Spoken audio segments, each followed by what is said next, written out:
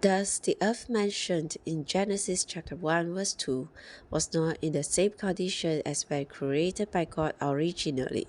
It was created by God in good order, but it became waste and empty.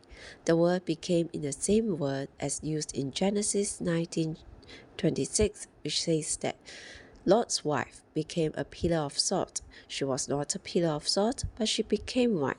In the same principle, the earth originally was not waste and empty, but it became so. The rebellious angels and the demons were judged.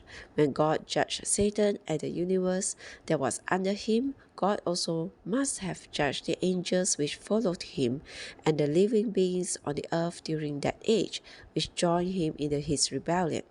After being judged, the rebellious angels became the wicked spirits in the air.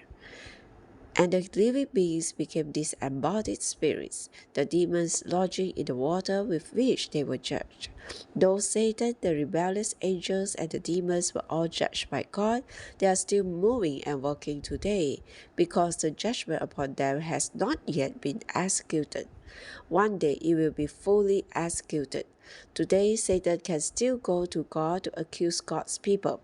He is still walking about on the earth, seeking someone to devour, still working to blind people, to deceive them, to fill their hearts, and to get an advantage of us. He is still the strong man holding his vessels.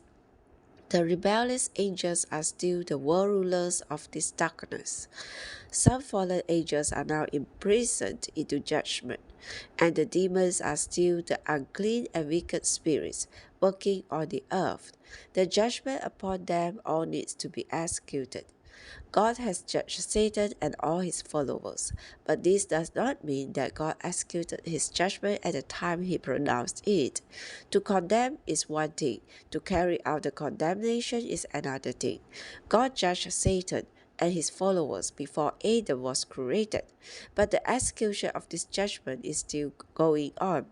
The execution of God's judgment will not be carried out by God himself. God will not do this. No judge carries out the execution himself. He needs some executioners.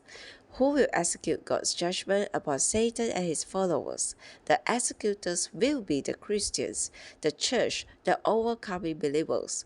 Why hasn't the judgment on Satan and his followers been executed? Because God is waiting for the church to rise up. The judge has made his judgment, but he's waiting for some executioners to carry it out.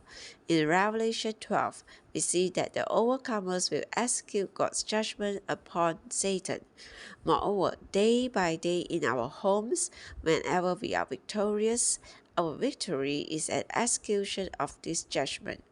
God has declared his judgment upon the rebellious one. However, this judgment will not be carried out until the church rises up to do it. Now is the time for us to execute God's judgment over Satan.